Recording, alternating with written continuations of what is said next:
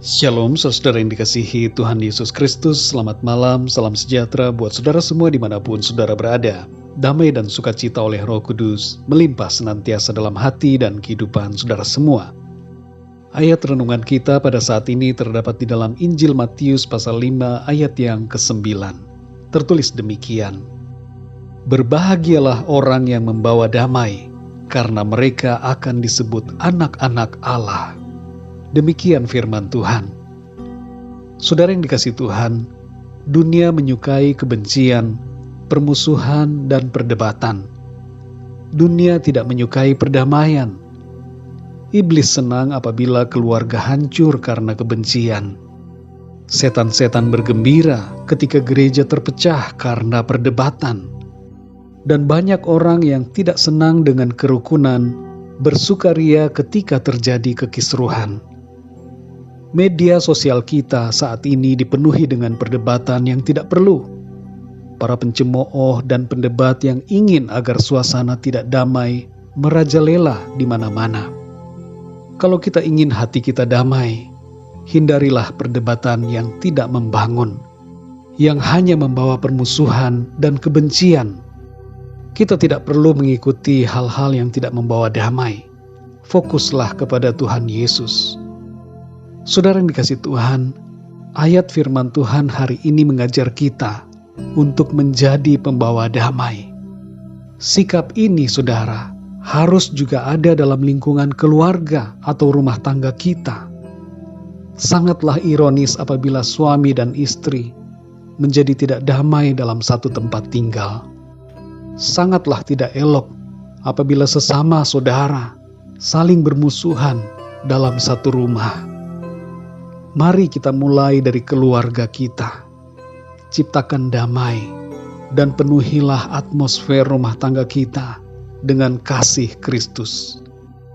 Jangan berharap orang lain yang membawa damai, tapi jadikanlah diri kita sebagai pembawa damai.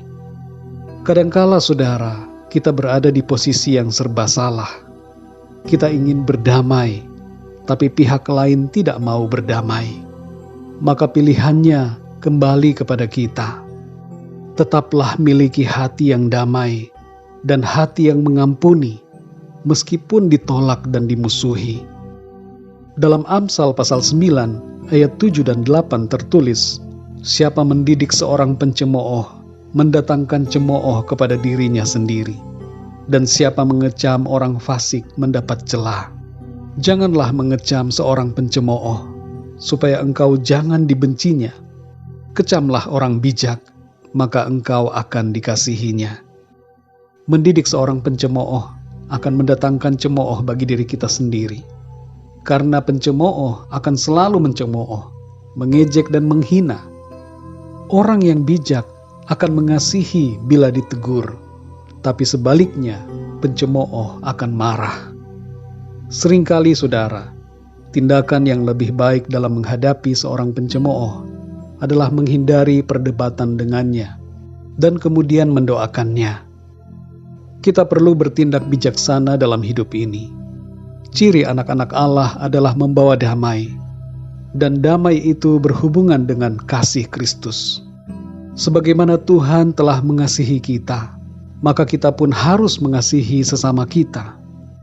Sebagaimana Tuhan telah memperdamaikan diri kita dengannya, maka hendaknya diri kita juga memperdamaikan orang lain dengan diri kita, dan juga memperdamaikan orang lain itu dengan Tuhan. Saudara yang dikasihi Tuhan, hanya orang yang telah diperdamaikan dengan Tuhan yang bisa membawa damai. Saudara dan saya yang sudah percaya kepada Yesus Kristus Tuhan adalah orang-orang yang telah diperdamaikan dan dimampukan Tuhan untuk membawa damai. Saudara yang dikasihi Tuhan, dalam Roma 12 ayat yang ke-18 tertulis, sedapat-dapatnya kalau hal itu bergantung padamu, hiduplah dalam perdamaian dengan semua orang. Dan dalam 1 Yohanes 4 ayat yang ke-7 dikatakan, saudara-saudaraku yang kekasih, marilah kita saling mengasihi, sebab kasih itu berasal dari Allah, dan setiap orang yang mengasihi lahir dari Allah dan mengenal Allah. Saudara yang dikasihi Tuhan, apa yang menjadi pesan dalam renungan firman Tuhan malam hari ini adalah, yang pertama, sebagai anak-anak Tuhan, marilah kita menjadi pembawa damai dimanapun kita berada. Pembawa damai bukan berarti kompromi dengan ketidakbenaran, tapi kita berdiri di atas kebenaran dan kasih Tuhan. Yang kedua, saudara, hindarilah perdebatan yang tidak membangun dan bersikaplah bijaksana. Ampunilah dan doakanlah demi kebaikan kita dan untuk kemuliaan nama Tuhan. Yang ketiga, saudara, mari kita saling mengasihi satu sama lain sebagaimana Tuhan Yesus telah mengasihi kita. Saudara dan saya akan dikenan Tuhan dan akan mengalami kebahagiaan sorgawi karena menjadi pembawa damai dimanapun kita berada. Inilah, saudara, ciri-ciri kita sebagai anak-anak Tuhan, yaitu membawa damai dimanapun kita pergi dan berada. Mari kita berdoa, saudara. Bapa kami yang di surga, Bapa di dalam nama Tuhan Yesus Kristus, kami mengucap syukur untuk pertolongan Tuhan, untuk kekuatan, untuk perlindungan, dan segala berkat kebaikan Tuhan di sepanjang hari ini. Malam hari ini kembali kami ada, sebagaimana kami adanya saat ini. Semuanya itu karena kemurahan Tuhan. Kami bersyukur untuk firman-Mu Tuhan, yang pada malam ini mengingatkan kami untuk menjadi pembawa-pembawa damai. Karena dengan demikianlah kami menjadi anak-anak-Mu ya Tuhan.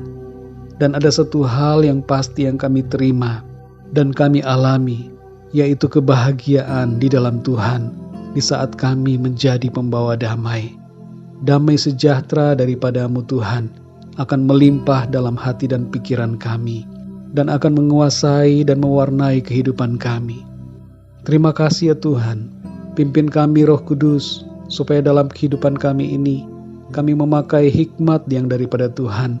Kami mengikuti tuntunan-Mu Tuhan, sehingga kami tidak menciptakan masalah, perdebatan, permusuhan, kebencian, tapi kami membawa damai, kasih, dan sukacita, kebenaran yang dari Tuhan, yang mempersatukan semua orang-orang percaya dan memperdamaikan semua orang, sehingga dengan demikian nama Tuhan dimuliakan, dan orang-orang akan melihat Engkau dalam hidup kami.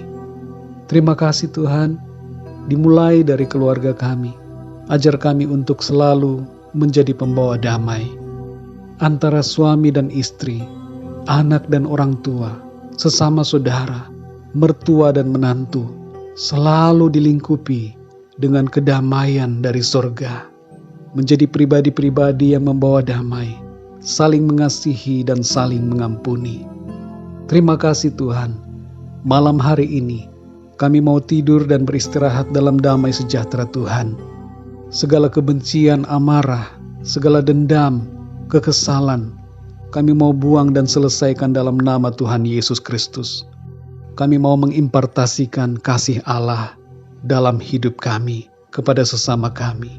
Kami mau mengampuni dan mengasihi sebagaimana Kristus telah mengampuni dan mengasihi kami. Terima kasih Tuhan. Lindungi kami di sepanjang malam hari ini. Lingkupi kami dengan kuat kuasa-Mu Tuhan. Kami berdoa untuk setiap yang mengalami sakit saat ini. Jamahlah ya Tuhan, dan sembuhkanlah dengan kuasa-Mu di dalam nama Tuhan Yesus Kristus.